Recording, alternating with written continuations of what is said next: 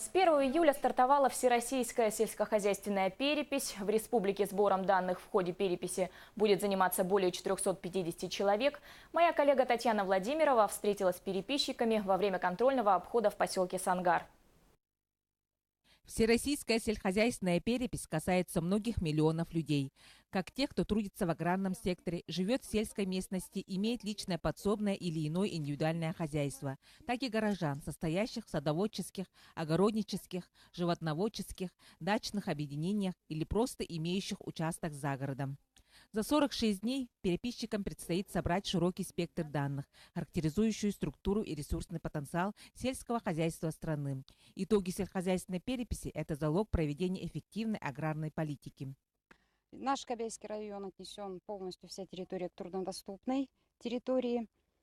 Значит, по состоянию на 14 июля уже прошли опрос 1611 объектов. Это крестьянские хозяйства и личные подсобные хозяйства населения. То есть уже процент охвата более 63%.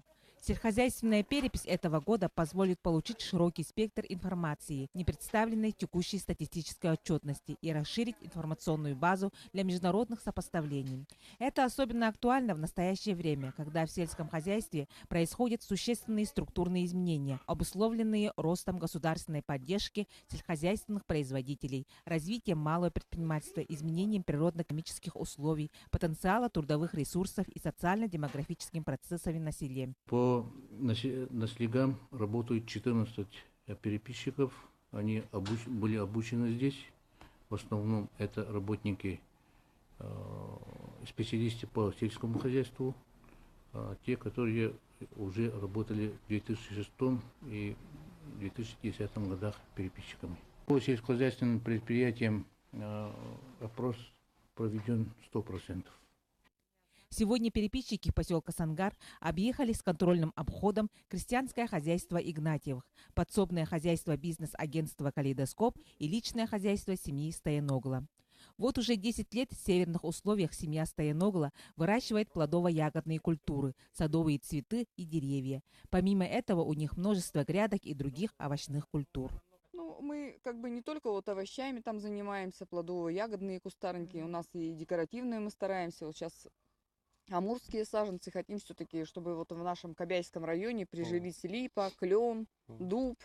По результатам переписи будут определяться приоритеты аграрной политики, готовятся и осуществляться конкретные проекты в этой сфере, в том числе и проекты, непосредственно касающие нашей республики.